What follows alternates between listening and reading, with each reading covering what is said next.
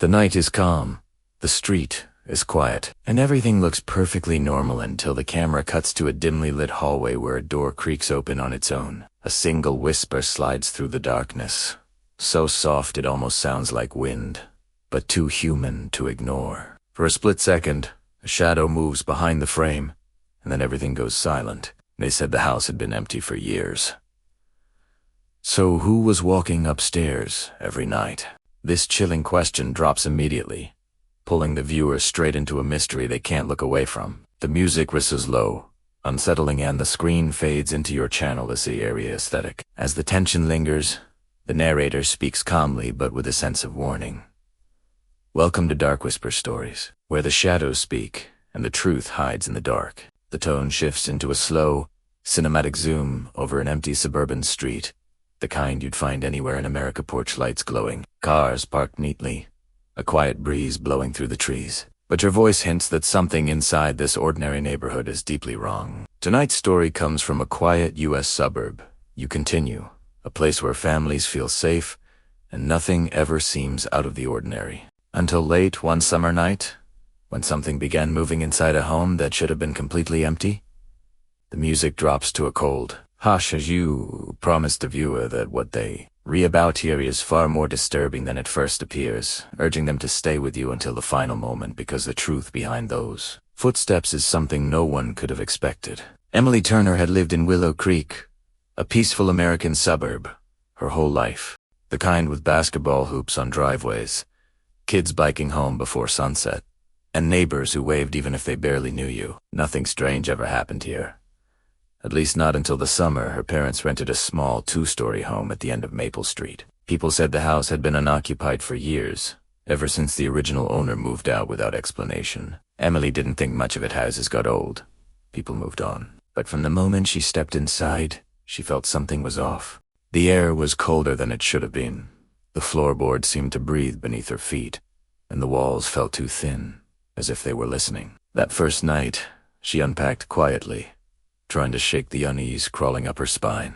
Then something unexpected happened. From the far end of the hallway, a faint tapping echoed. Slow, steady, almost like someone knocking from inside the walls.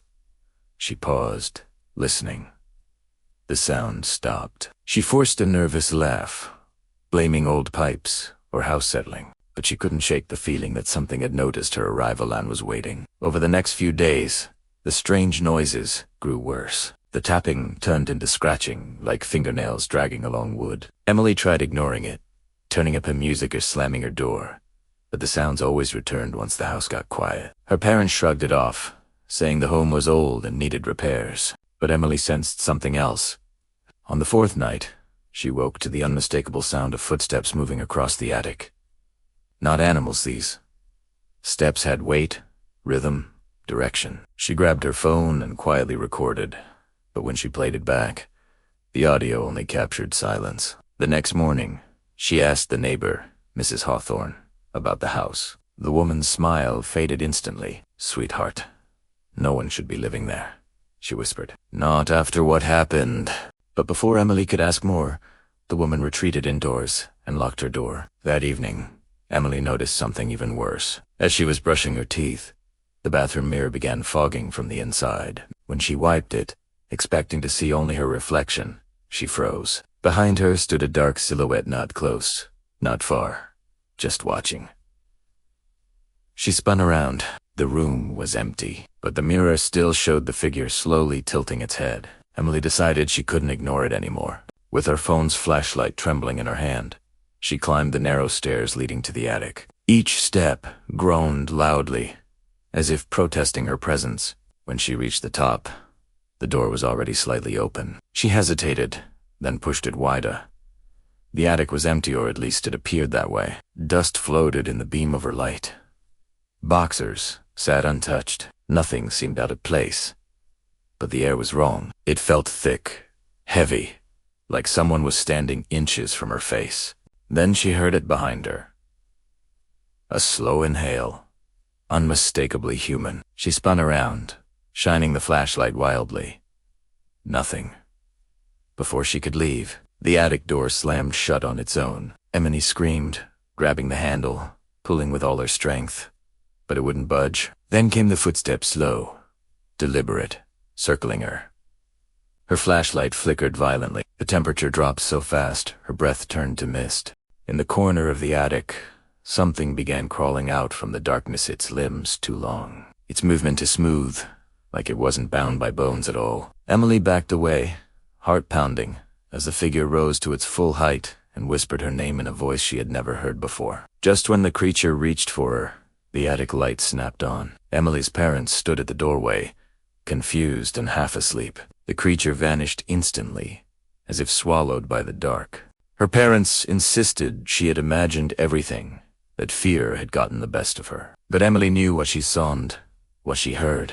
The next morning, she tried convincing them to leave the house, but they refused. That afternoon, while packing her things in secret, she discovered something behind the wallpaper in her room. Deep scratch marks, docents of Tem carving a message into the wall. 3 words. Let me out. She stepped back in horror, realizing they weren't old, they were fresh. That night, Emily decided to stay awake, determined to catch whatever lived in the house. Around 3 a.m., the tapping returned, but this time it wasn't in the walls. It was beneath her bed. She froze as a cold hand wrapped around her ankle. She screamed, leaping to the floor. But when her parents burst in, the room was still. No creature, no hand, nothing. Days later, the family moved out, leaving the house empty once again.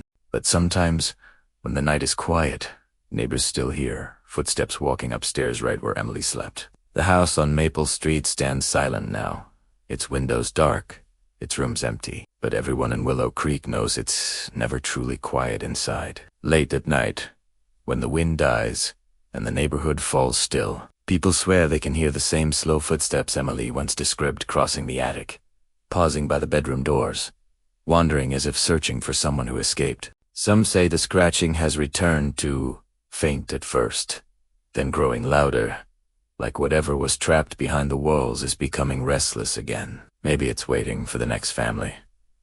Maybe it's waiting for someone who will listen. Or maybe it never left the moment Emily moved away. Wherever you are, if you ever hear tapping from a place no one should be, or see a shadow that doesn't belong to anyone, remember her story. And don't ignore the signs. Shadows don't move on their own.